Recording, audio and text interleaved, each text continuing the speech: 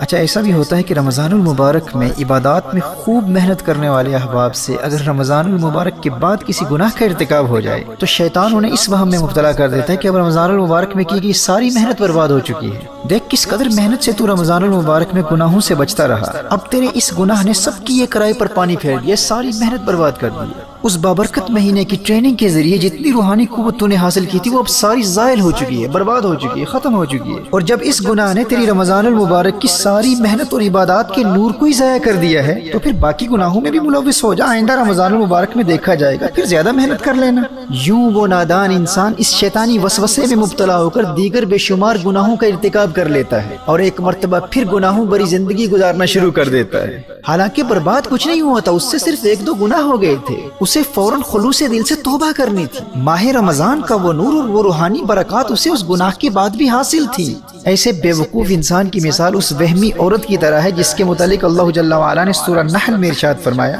وَلَا تَكُونُ كَالَّتِي نَقَضَتْ غَزْلَهَا مِن بَعْدِ قُوَّةٍ أَنْكَاثًا، اس عورت کی طرح نہ ہو جس نے اپنا سوت مضبوطی کے ساتھ کاٹنے کے بعد ریزہ ریزہ کر کے توڑ دیا۔ یہ مکہ مکرمہ کی ایک وہمی عورت تھی جو انتہائی محنت کے ساتھ دوپہر تک سوت کاتا کرتی تھی اور دوپہر کے وقت اس کاتے ہوئے سوت کو خود توڑ کر ریزہ ریزہ کر دیتی تھی۔ یہ اس کا وہم تھا، بس وہم میں مبتلا ہو کر اپنی ساری محنت خود اپنے ہاتھوں سے ضائع کر دیتی۔ میرے دوستو، اس وہم اور وسوسے میں مبتلا وہی ہوتا ہے جو ماہ رمضان کے بعد کی زندگی کا مقابلہ ماہ رمضان کی زندگی کے ساتھ کرتا ہے۔ وہ یہ سمجھتا ہے کہ غیر رمضان کی زندگی بھی عبادات، تقوی اور پرہیزگاری کے اعتبار سے رمضان المبارک کی طرح ہوگی، جبکہ اسے جاننا چاہیے کہ غیر رمضان میں شیطان آزاد ہو چکا ہے۔ اب وہ ماہ رمضان والا نزول ملائکہ کا سلسلہ ختم ہو چکا ہے، اب وہ رمضان المبارک کی بہاریں نہیں رہی، اب وہ ماہ رمضان کی برکتیں کہاں۔ اب غیر رمضان میں اس کی نیکیوں کا لیول اور گناہوں سے بچنے کا لیول رمضان کے مقابلے میں کم ہوگا۔ غیر رمضان میں نیچرلی تقوی اور پرہیزگاری میں تو کمی واقع ہوتی ہی ہے۔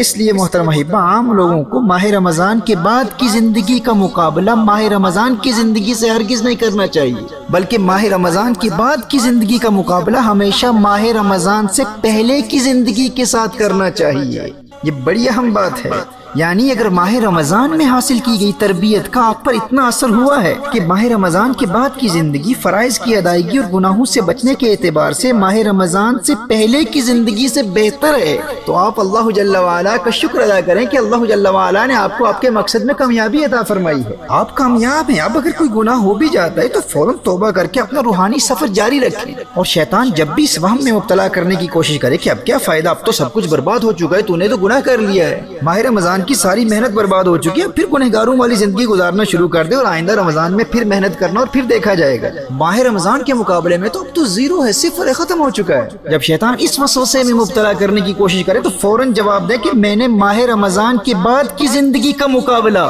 ماہ رمضان کی زندگی کے ساتھ نہیں، ماہ رمضان کی زندگی سے پہلے کی زندگی کے ساتھ کرنا ہے۔ اور ابھی سے آئندہ ماہ رمضان کی تیاری بھی شروع ہو چکی ہے، اور میری یہ کوشش ہوگی کہ میرا آنے والا ماہ رمضان اس گزرے ہوئے پچھلے ماہ رمضان سے بہتر ہو، اور رمضان کے بعد والے 11 مہینے رمضان سے پہلے والے 11 مہینوں سے عبادات اور تقوی کے اعتبار سے بہتر ہوں۔ محترم احبہ، آپ تصور کیجئے جب آپ کے ماہ رمضان کے بعد والے 11 مہینے فرائض کی ادائیگی، تلاوت قرآن، صدقات، درود و سلام اور دیگر عبادات کے اعتبار سے ماہ رمضان سے پہلے والے 11 مہینوں سے ہر سال بہتر ہوتے چلے جائیں گے، اور ہر نئے رمضان میں پہلے والے رمضان کی بنسبت آپ کی عبادات میں اضافہ ہوتا چلا جائے گا، تو آپ کے ایمان، تقوی اور پرہیزگاری میں کس قدر ترقی ہوگی اور دل میں کس قدر نور پیدا ہوگا۔ یہ پختہ ارادہ کر رہے اور اللہ جل وعلا سے دعا بھی مانگتے رہے کہ یا اللہ، میری یہ خواہش ہے کہ جب میری زندگی کا آخری ماہ رمضان آئے تو وہ میری زندگی کا سب سے بہترین ماہ رمضان ہو۔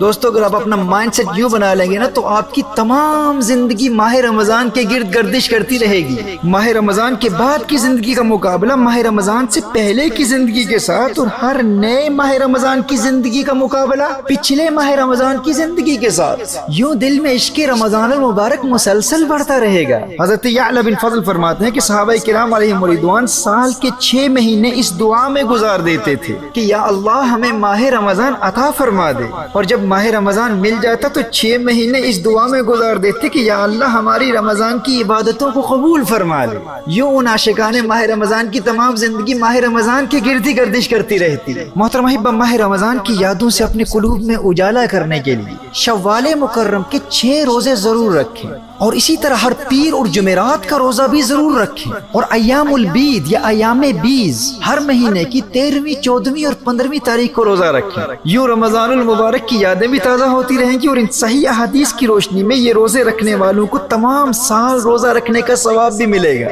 اور صحیح مسلم کی حدیث ہے فَهَذَا صِيَامُ الدَّهْرِ كُلِّهِ، جو ہر مہینے 3 روزے رکھتا ہے نا اسے پوری زندگی روزے رکھنے کا ثواب ملے گا۔ اور اسی طرح غیر رمضان میں ان 11 مہینوں میں صدقات کا سلسلہ بھی جاری رکھے، خوب دل لگا کر تلاوت قرآن کریم بھی کیجیے، درود و سلام کے گجرے بھی نچھاور کرتے رہیں، اور استغفار اور لا حول ولا قوت الا باللہ العلی العظیم کا کثرت سے ورد کرتے رہیں۔ سنن ابی داؤد کی حدیث کی روشنی میں اگر رزق میں برکت و کثرت چاہتے ہو تو استغفار پڑھتے رہو، استغفر اللہ کثرت سے پڑھتے رہو۔ جو استغفار کی کثرت کرتا ہے تو اللہ جل وعلا اسے ایسے طریقوں سے مال و دولت عطا فرماتا ہے جو اس کے وہم و گمان میں بھی نہیں ہوتے۔ اور اگر غموں سے بچنا چاہتے ہو، زندگی میں خوشیاں چاہتے ہو، اور لوگوں کی محتاجی سے بچنا چاہتے ہو، تو میرے آقا صلی اللہ علیہ وآلہ وسلم کے اس فرمان پر یقین کر لو کہ جو لا حول ولا قوت الا باللہ العلی العظیم پڑھتا رہتا ہے، اللہ جل وعلا اس کے غموں کو دور کر دیتا ہے، اور وہ دنیا میں کسی کا محتاج نہیں ہوتا۔